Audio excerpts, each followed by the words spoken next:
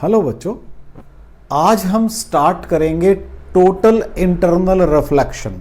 अभी तक हमने क्या किया था? पहले रिफ्लेक्शन की बात की फ्रॉम ए प्लेन मिरर, फिर हमने बात की रिफ्रैक्शन की from rare to denser medium और from denser to rare medium. अब हम बात करेंगे टोटल इंटरनल रिफ्लेक्शन। मींस कोई मिरर नहीं है मेरे पास, even then there is reflection.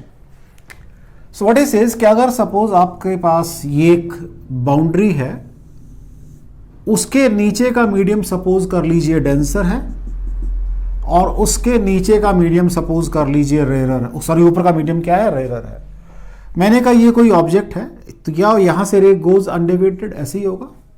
Suppose ये पॉइंट O है, इस पॉइंट को A मान लीजिए, इस पॉइंट को B मान लीजिए। ये रेयरर मीडियम है, ये डेंसर मीडियम है। अगर आप पढ़ कर आए हो कि अगर आप इस डायरेक्शन में जाओगे ray bends away from the normal, ये बेंड हो गई है। अब आप एंगल ऑफ इंसिडेंस को थोड़ा सा और बढ़ा लो, रे थोड़ी और बेंड हो जाएगी।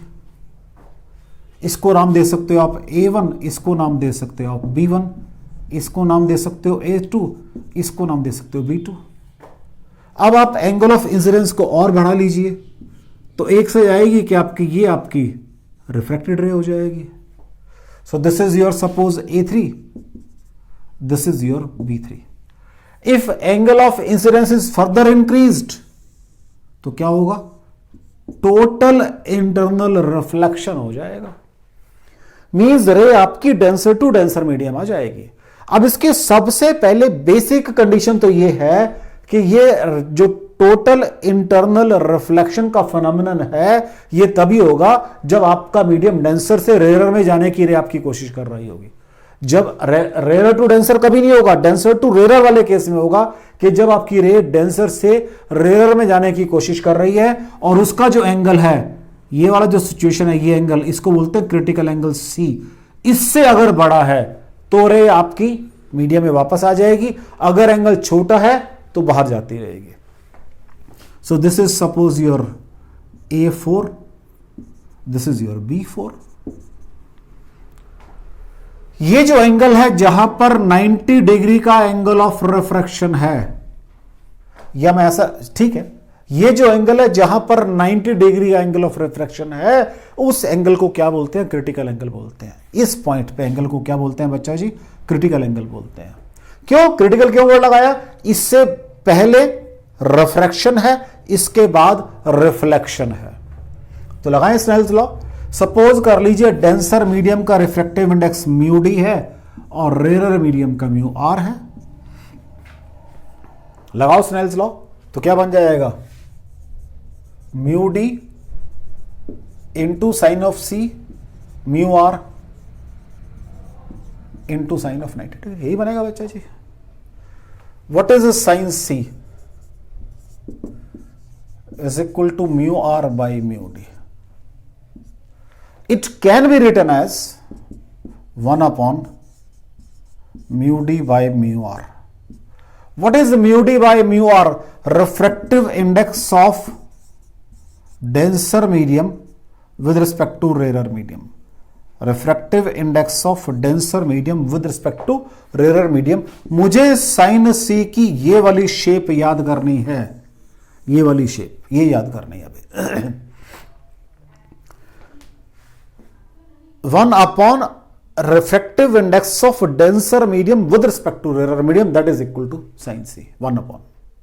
अब थोड़ा सा चेक कर लेते हैं इसको थोड़ा सा यहां लिख लेते हैं भाई। What is sin C?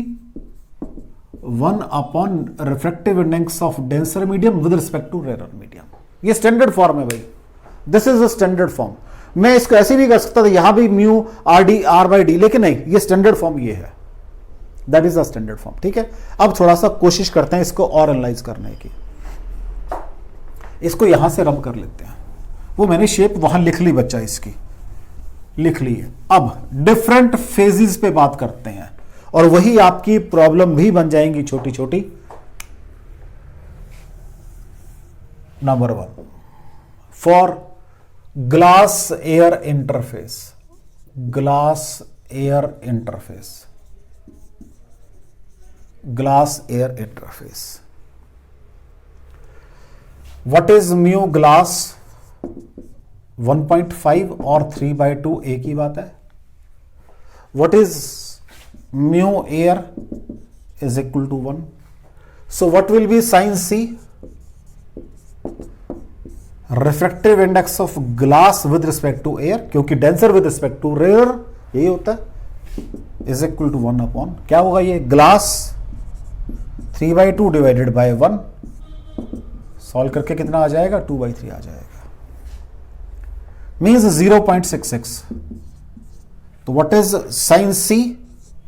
अब यहां ले देता हूं, ये किसका निकाला मैंने? ग्लास एयर इंटरफेस का निकाला है. Sine inverse 0.66.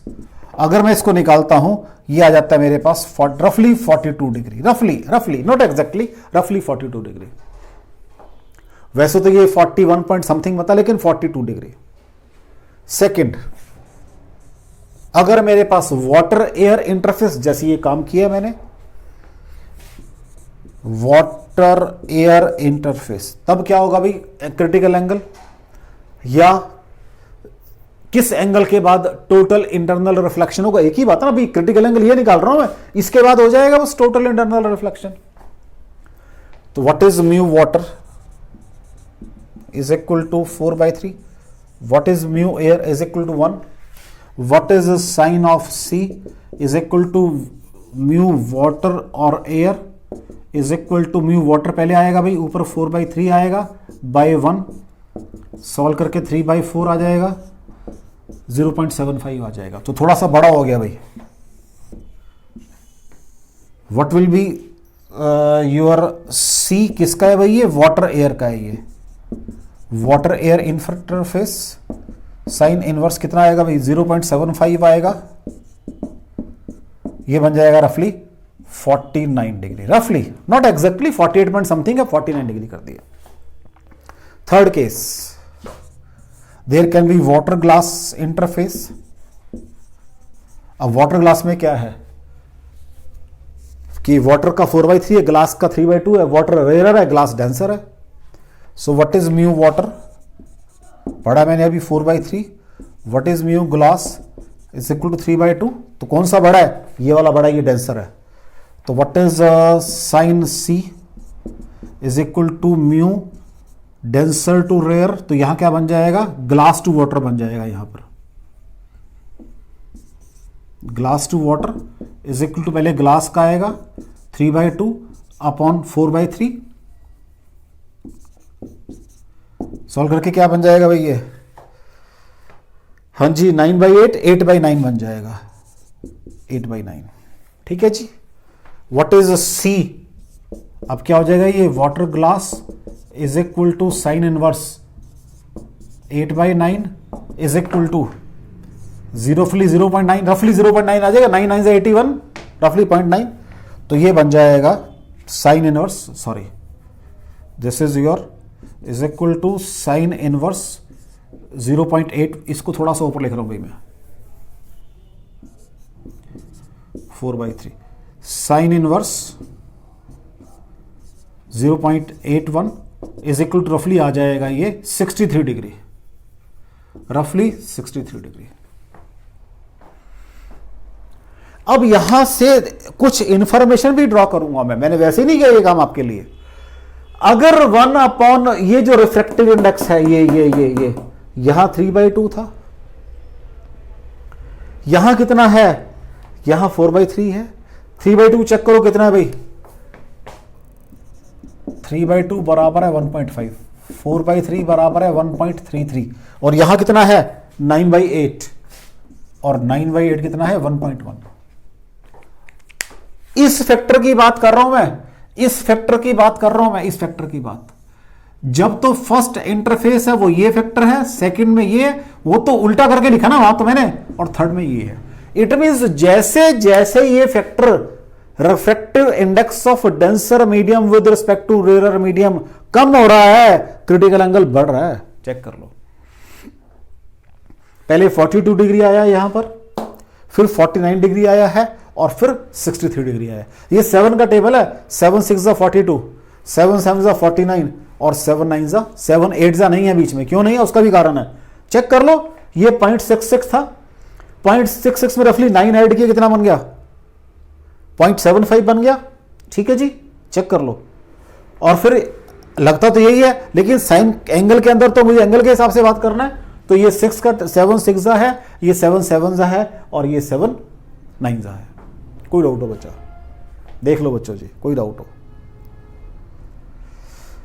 देख लो बच्चों जी, क्या कह रहा हूं मैं? जैसे जैसे ये वैल्यू कम हो रही है 1.5 1.33 1.1, वैसे वैसे क्रिटिकल एंगल आपका बढ़ रहा है। एक और चीज पढ़कर आया हूं मैं, अगर कोई, अभी तो मैंने यहां वेवलेंथ की बात नहीं, अगर कोई पर्टिकुलर वेवलेंथ की बात करते हो आप, तो जो वेवलेंथ अगर 3-4 वेवलेंथ आ रही हैं, जो वेवलेंथ हायर होगी उसका रिफ्रैक्टिव इंडेक्स कम होता है, तो उस केस में क्रिटिकल एंगल क्या हो जाएगा? बड़ा हो जाएगा। ये मैं पहले पढ़ चुका हूं कि जो रिफ्रैक्टिव इंडेक्स है that is inversely proportional to wavelength, Cauchy formula के अकॉर्डिंग। जस्ट मैंने आइडिया दिया था पीछे आपको। कोई डाउट हो बच्चा?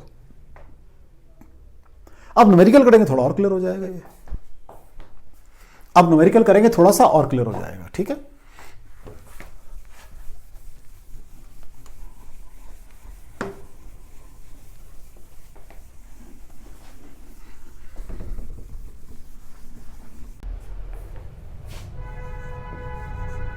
प्रॉब्लम देखो बेटा, एक ही आपके पास रेयर मीडियम है, एक डेंसर मीडियम है।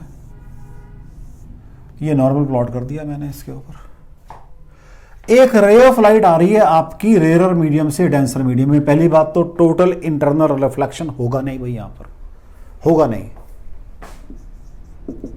इसका म्यू 2 है, ऊपर एयर है भाई, इधर म्यू 1 है, एयर है ये 1 होता है भाई। कहते हैं एक रे ऑफ लाइट आ रही है फ्रॉम वैक्यूम, मींस एयर मान लेते हैं वैक्यूम को, on a medium of refractive index 2। तो पहली बात तो यहां पर टोटल इंटरनल रिफ्लेक्शन तो होगा नहीं, होगा क्या? रिफ्रैक्शन होगा ER। और कहते हैं ये जो एंगल I है, I जो है वो ट्वाइस ऑफ C है। Find angle of refraction, find angle of refraction. तो इस हर मीडियम का, अगर एक रेयर और एक डेंसर है, साइन C तो होता है। What is sine of C? Is equal to mu denser medium to rare medium is equal to mu denser 2 है बाय 1 रेयर 1 है इज इक्वल टू 1/2। तो C is equal to 30 degree, पहली बात। तो what is angle of incidence? 60 degree. लगा दो Snell's law, 1 into sine of 60 degree is equal to mu, कितना भी वहां पे 2 है, into sine of R। What is sine 60? √3/2 is equal to 2 into, हाँ जी, साइन ऑफ R। तो what is sine of R? √3/4 आ जाएगा बस। So what is R? Sine inverse √3/4। कोई डाउट हो बच्चा जी? क्वेश्चन को समझो। वो कह रहा है एक मेरे पास डेंसर मीडियम है, एक रेयर मीडियम है, रे उसके ऊपर इंसिडेंस हो रही है from rare medium, no total internal reflection but refraction is there, वो तो यहां होगा ही होगा। कहता हूं मुझे एंगल R बताओ। ये जो I है वो ट्वाइस ऑफ क्रिटिकल एंगल है। हमेशा पेयर का एक क्रिटिकल एंगल होता है, वो मैंने निकाला, कितना है? 30 डिग्री बन रहा है। वो कह रहा है ट्वाइस ऑफ दैट, तो 60 डिग्री एंगल पे आ रहा है, मुझे एंगल R बताना था। तो मैंने कहा 1 इंटू साइन 60 बराबर है 2 इंटू साइन ऑफ R। तो what is sine 60? √3/2 is equal to 2 into sine R। तो व्हाट इज R? दिस। कोई डाउट हो बच्चा जी? चलें आगे, नेक्स्ट देखो।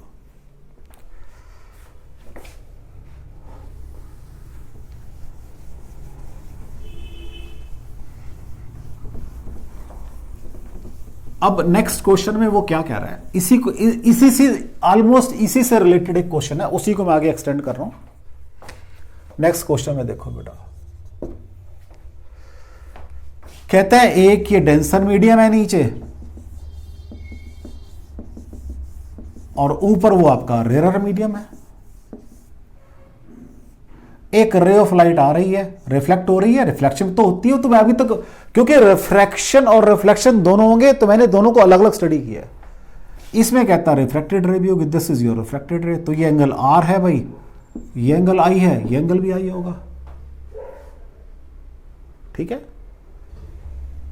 लेकिन ये एंगल कहता है 90 डिग्री का है, ये एंगल 90 डिग्री का है।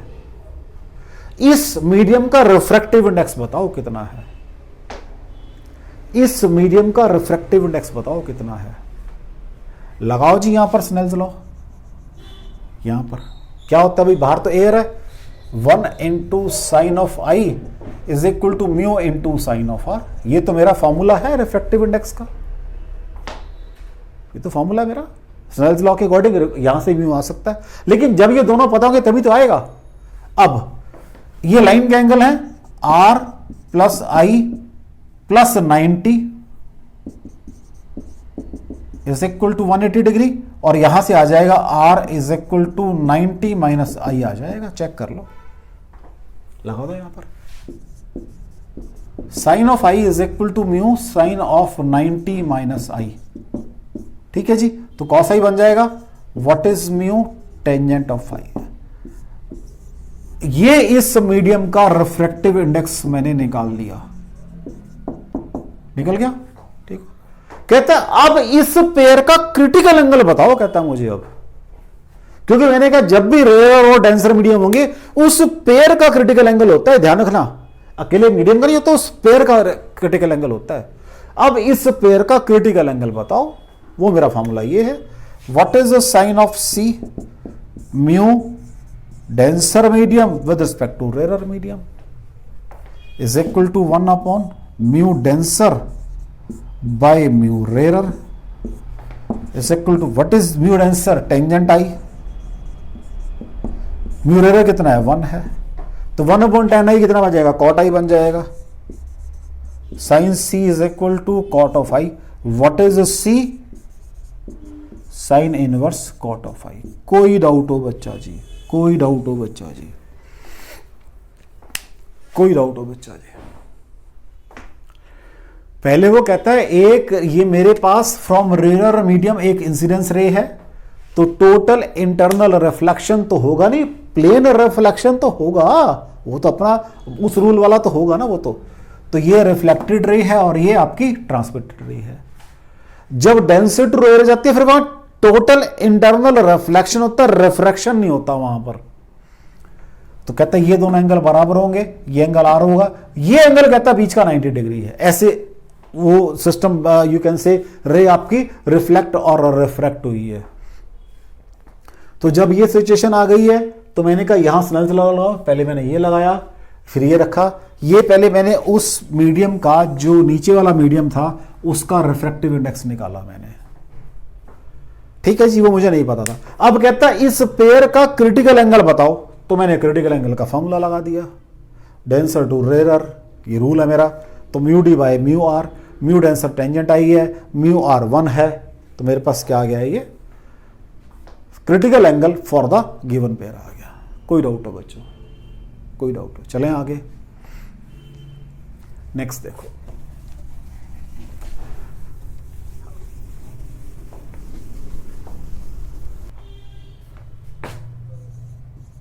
थर्ड देखो बेटा, एक मेरे पास ग्लास स्लैब है, ये ग्लास स्लैब है, राइट। ये ग्लास स्लैब मैंने ऐसे डिजाइन की हुई है कि उसके ऊपर दीवार भी है। ये सारा मतलब कि ये सारा तो ग्लास का है, ऊपर दीवार है, यहां कुछ भर सकता हूं अगर मुझे जरूरत पड़ेगी तो। ठीक है, कहते हैं एक रे ऑफ लाइट आ रही है,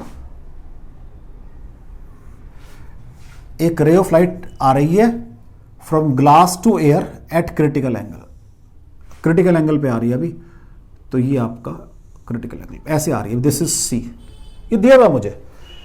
कहते हैं बिल्कुल एग्जैक्टली क्रिटिकल एंगल के ऊपर आ रही है, सी के ऊपर। ये ग्लास है सारा, ये सारी हवा है, तो इसको एयर को मैं ऊपर लिख रहा हूं भाई, क्योंकि मैंने कहा ना यहां पर मैं चाहूंगा तो कुछ भर सकूंगा। कोई डाउट हो यहां तक? तो सबसे पहले तो मुझे पता है व्हाट इज साइन सी, चाहे वो आपकी मर्जी है, उसको चाहे आप स्नेल्स लॉ से निकाल लो या सीधा लिख लो, एक ही बात है। What is sine C, mu glass to air is equal to 1 by mu glass is equal to 3/2, तो 2/3 आ गया। ये मैं पढ़कर आया हूं, सी कितना होगा 42 डिग्री, पढ़कर आया हूं मैं ये। कहता अब मैंने इसके अंदर ऊपर पानी डाल दिया भाई, अब मैंने यहां पर पानी भर दिया, एंगल ऑफ इंसिडेंस वही है, ये चेंज नहीं किया मैंने। अब यहां पर इस पेयर का क्रिटिकल एंगल मैंने निकाला, वो कितना आता है 63 डिग्री आता है, लेकिन ये तो 42 है, इट मींस यहां पर रिफ्रैक्शन होगा, ये रिफ्रैक्ट होगी, दिस इज एंगल आर, ये एंगल रिफ्रैक्शन होगा, इसको मैं यहां लिख देता हूं दिस एंगल आर। कहता है लेकिन फाइनली ये यहां पर बाहर भी तो आएगी, ये फिर अवे फ्रॉम द नॉर्मल, क्योंकि ये एंगल थीटा बताओ कितना है भाई, किस डायरेक्शन में फाइनली बाहर आएगी ये बताओ, कहता है मुझे आप। कोई डाउट हो, कोई डाउट हो बच्चा?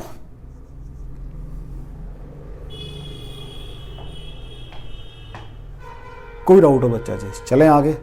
तो पहले अब आर निकालो, व्हाट इज, लगाओ यहां पर Snell's law, mu glass into sine of C is equal to sine R into mu water. अब म्यू जी कितना है, साइन सी कितना है, 1 बाई म्यू जी, देख लो, चाहे वैल्यू पुट कर लो चाहे वैसे कर दो, तो 1 बराबर है sine R into mu W, और यहां से साइन आर बराबर 1 बाई म्यू डब्ल्यू आ गया। अब इसने बाहर जाना है, ये एंगल भी वही आर होगा, क्योंकि जो एंगल ये वही एंगल ये होगा, तो लगाओ mu water into sine of R is equal to mu air into sine of theta, ऐसी बाहर जाएगी। So mu water, what is sine of R, 1 by mu water, mu air 1 होता है साइन थीटा, तो यहां से साइन थीटा बराबर 1 आ गया और थीटा बराबर 90 डिग्री आ गया, मींस ऐसे बाहर आएगी। क्वेश्चन समझ आ रहा है? पहले कहता है एक रे ऑफ लाइट है, ग्लास स्लैब के ऊपर डेंसर मीडियम से आई है एट क्रिटिकल एंगल, नेचुरल है, अलोंग दिस डायरेक्शन जाएगी। अब मैंने ऊपर पानी डाल दिया, जब ऊपर पानी डाला तो फिर वो उसी एंगल से जा रही है, ये मैंने चेक करा के दिखाया आपको। कोई डाउट हो बच्चा इसके अंदर?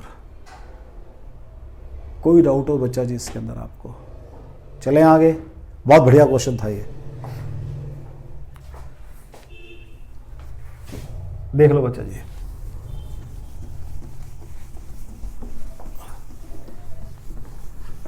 अब नेक्स्ट क्वेश्चन में थोड़ा सा कुछ और इसको एडवांस करने की कोशिश करते हैं, थोड़ा सा और एडवांस करने की कोशिश करते हैं इसको। लो जी, एक मेरे पास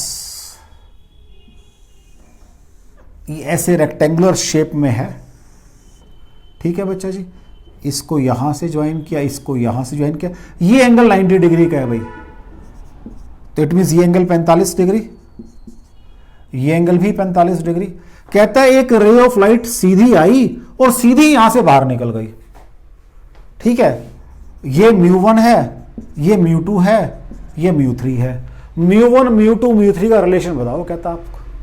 तो जब ये सीधी आई है तो सीधी यहां तक सीधी आएगी, because if incidence normally goes undeviated, तो सीधी आ गई। यहां मैंने क्या किया, आपका एक नॉर्मल ड्रॉ कर लिया, बेंड्स टुवर्ड द नॉर्मल दिखा दी, ये यहां तक दिखा दी। अब यहां जब वो सीधी जा रही है, आराम से बात करते हैं, अब वो कह रहा है यहां सीधी जाएगी, तो यहां नॉर्मल प्लॉट किया, इट मींस ये एंगल 45 डिग्री, ये तो मजबूरी है मेरी, and what will be this angle R2, इस एंगल को R1 मान लो, और ये एंगल फिर कितना है 45, क्योंकि सीधी आ रही थी, ज्योमेट्री के हिसाब से बना ना सारा मैंने, ये एंगल 45 डिग्री, ये R1 मान लिया, यहां आई, ये 45 होगा क्योंकि नॉर्मली जा रही है वो, तो सीधी तभी आएगी, नॉर्मली तभी आएगी जब यहां से 45 पे बाहर आएगी वो, क्योंकि ये एंगल 45 का है। ठीक हो गया बच्चा जी? लगाओ स्नेल्स लॉ, पहले यहां लगा लेते हैं फिर यहां लगा लेंगे। लो जी, तो μ1 साइन ऑफ 45 डिग्री बराबर है μ2 साइन ऑफ R1, ठीक हो गया। अब यहां लगा दो, μ2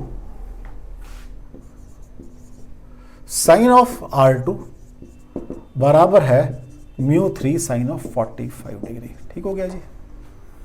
एक और चीज है, ये एंगल कितना होगा 90 माइनस R1, ये एंगल कितना होगा 90 माइनस R2, तो 90 minus R1 plus 90 minus R2 plus ये 90 degree is equal to 180 degree होगा बच्चा जी।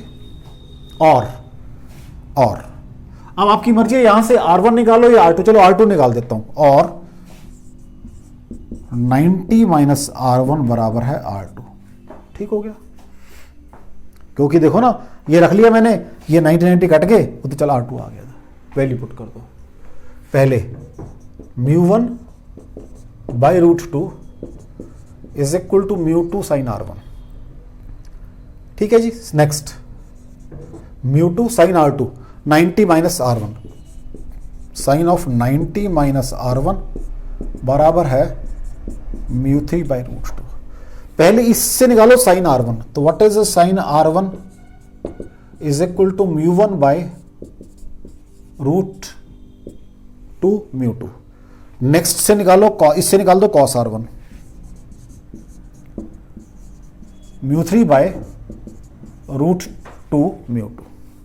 दोनों को स्क्वायर करके ऐड कर दो तो क्या बनेगा μ1 by √μ2 square plus μ3 by √2 μ2 square is equal to 1 आ जाएगा, और μ1 square plus μ3 square is equal to 2 μ2 square. ये भाई तीनों में रिलेशन आ गया आपस में।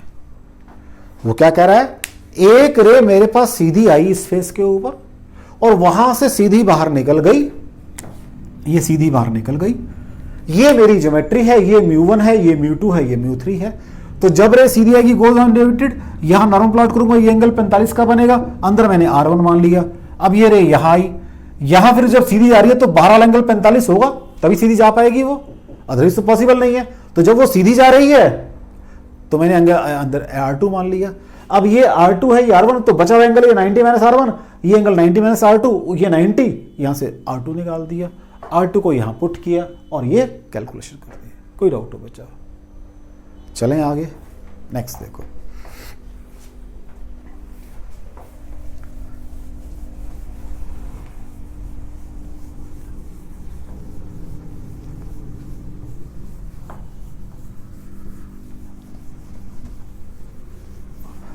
अब इसको थोड़ा सा और एक्सटेंड करते हैं। लो जी, अब क्या है, एक ऑप्टिकल फाइबर है या एक ग्लास स्लैब है बच्चा, ठीक है, ये ग्लास स्लैब है, ये इसकी एक्सिस है। जब glass slab of large length है भाई, राइट, एक रे ऑफ लाइट यहां से एंटर की, बेंड्स टुवर्ड द नॉर्मल, ऐसे आ गई। अब मैं चाहता हूं ये इस जिस फेस से एंटर की है उसके बिल्कुल अपोजिट फेस से बाहर आए और कहीं से बाहर ना आए, मींस यहां कोई रिफ्रैक्शन ना हो। वो कब नहीं होगा, अगर यहां टोटल इंटरनल रिफ्लेक्शन हो जाएगा तभी बाहर आएगी। ऐसे ही है पहली बात।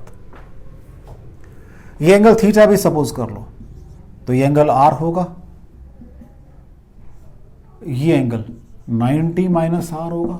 अब आराम से सुनना मेरी बात को, मैं ये पढ़कर आया हूं कि भाई ये जा रही है तो ऐसे निकल जाती है, यहां पर ये ऐसे, इसको C बोलते हैं, और इससे बढ़ाओगे तो ये अंदर आ जाएगी।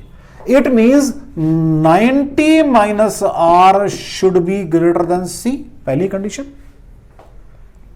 अब ये क्वेश्चन दो तरह से आएगा कई दफा। तो अब देखो, अगर मैं इसको थीटा को बढ़ाऊंगा तो R बढ़ेगा, R बढ़ेगा तो ये कम हो जाएगा। अगर कम होगा तो रिफ्रैक्शन होगा, कम पे रिफ्रैक्शन होता है, ज्यादा पे रिफ्लेक्ट। इसका मतलब इसको बढ़ाने की एक लिमिट है। ये चलो थीटा मैक्सिमम है। आपसे एक तो ये पूछ सकता है कि व्हाट इज थीटा मैक्सिमम, कि वहां से बाहर आए, एक तो ये पूछ सकता है आपसे।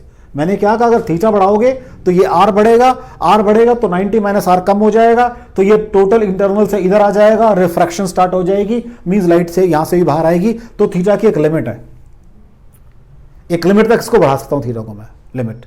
नंबर 2, एक तो ये पूछ सकता है what is the limit theta maximum, या ये पूछ सकता है कि थीटा मैक्सिमम मुझे पता है, एक एंगल दिया हुआ है, बाहर आपकी जो भी मीडियम है इस मीडियम का रिफ्रैक्टिव इंडेक्स बताओ, इस मीडियम का।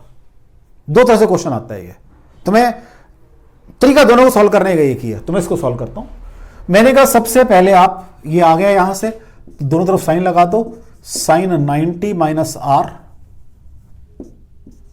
Should be greater than sine C.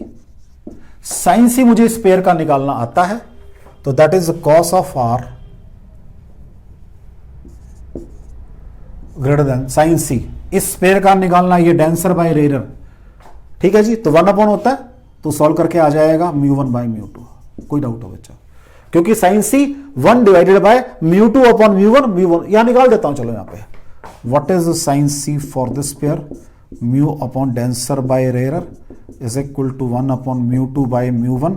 So what is sine C, μ1 by μ2। लगाओ स्नेल्स लॉ यहां पर। ये थीटा मैक्सिमम दिया हुआ है, अभी कुछ नहीं बात करता, इसको थीटा मान लेता हूं। अभी मैं थीटा मान लेता हूं, तो μ1 sine of theta is equal to μ2 sine of R. एडदम उसी को इक्वल टू करके निकाल दो, क्योंकि बड़ा होना चाहिए, लेकिन एडदम उस करके फिर हम वहां पे कंडीशन लगा देंगे लास्ट में जाके। So what is μ1 sine of theta is equal to μ2 sine R, 1 minus cos square, तो 1 minus μ1 square by μ2 square, μ1 by μ2 का square under the root, right. तो ये बन जाएगा μ1 साइन ऑफ थीटा 1, ये μ2 एलसीएम आके कैंसिल हो जाएगा, μ2 स्क्वायर माइनस μ1 स्क्वायर। ठीक है जी। If he asks for maximum angle, तो what is, sorry, sine theta is equal to μ2 square minus μ1 square under divided by μ1। This is maximum value. एटदम उस बराबर होनी चाहिए, क्योंकि लिमिटिंग केस की बात कर दी मैंने यहां तक उस, क्योंकि इससे और बढ़ाओगे तो वो बाहर आ जाएगा, इससे और बढ़ाओगे तो रिफ्रैक्शन स्टार्ट हो जाएगा। तो उसके अंदर लिमिट है, इसके अंदर थीटा को रखो ताकि आपका टोटल इंटरनल रिफ्लेक्शन होता रहे। अगर बाहर एयर है तो μ1 1 हो जाएगा, तो sine of theta is equal to μ2 square आ जाएगा अंडर द रूट, और sine square theta is equal to μ2 square minus 1, और μ2 is equal to 1 plus sine square theta. तो अगर आपको एंगल दिया हुआ है, आपको रिफ्लेक्टिव इंडेक्स सेट करना है, तो ऐसे सेट होगा। दोनों तरह से क्वेश्चन आता है ये, दोनों तरह से क्वेश्चन आता है ये। ठीक है बच्चा, चलें आगे। नेक्स्ट,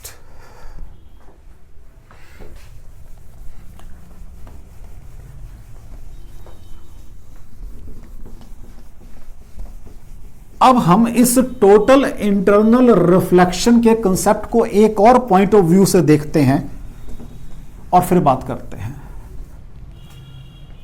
एक और पॉइंट ऑफ व्यू से देखते हैं भाई इसको। अब हम कहता है ये मेरे पास वही आपका डेंसर मीडियम है,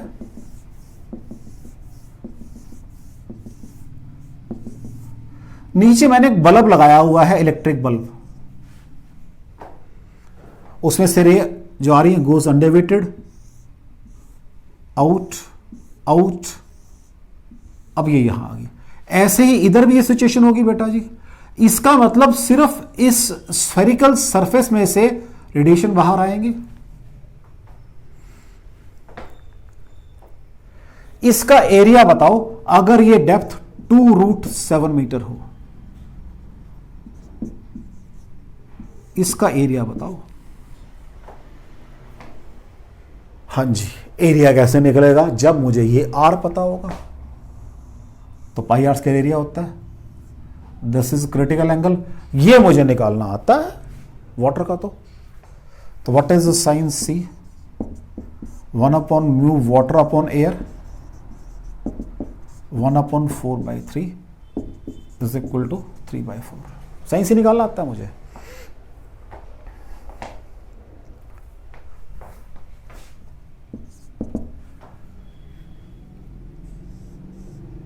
ये भी सी होगा। अब what is sine C geometry wise? Perpendicular upon hypotenuse, R upon ये एच है, R square plus H square under the root. Check कर लो बच्चा जी। So what is sine C? अभी आपने कहा है 3/4, आर मुझे चाहिए R square plus H square under the root. लो जी, यहां से स्क्वायर कर लो तो 9/4 is equal to R square upon R square plus H square, और 9r square plus 9h square is equal to 4r square, और ये 9h स्क्वायर, h कितना भाई 2√7, 9 into 4 into 7, 9r square is equal to 4r square. Sine C perpendicular by hypotenuse. ठीक हो गया, ठीक है जी। तो ये 5r स्क्वायर माइनस साइन तो नहीं आ सकते। ओहो, ये गड़बड़ कर ली ना मैंने, ये 16 आया ना बेटा यहाँ पर, ये गड़बड़ कर लिया, 16 आएगा ये, राइट। तो ये भी 16 हो जाएगा और ये भी 16 हो जाएगा, ठीक है। लो जी, बस बन गई बात। तो यहाँ से फिर 7r square is equal to 9 into 4 into 7, और r square is equal to 36, और r is equal to 6 metre. What is periphery? Pi R square, तो 22/7 इंटू 36, ठीक है जी। तो इसको कैलकुलेट कर लो, रफली 5 सपोज कर लो तो 110 से ऊपर आ जाएगा ये। चलो एग्जैक्ट कर देता हूँ, 36 2 जा 72, बैलेंस 7, 79/7, 7 1 जा 7 1 जा 2 बच गया, 7 3 जा 13, 1 बच गया, 7 1 जा 113 मीटर स्क्वायर आपका एक एरिया आ जाएगा, जिसके अंदर से इस बल्ब की लाइट बाहर आएगी। कोई डाउट हो आपको? कोई डाउट हो बच्चा जी आपको? देख लो। तो आज हमने टोटल इंटरनल रिफ्लेक्शन के कंसेप्ट को स्टडी किया है, बाकी फिर नेक्स्ट टाइम करेंगे। Thank you very much.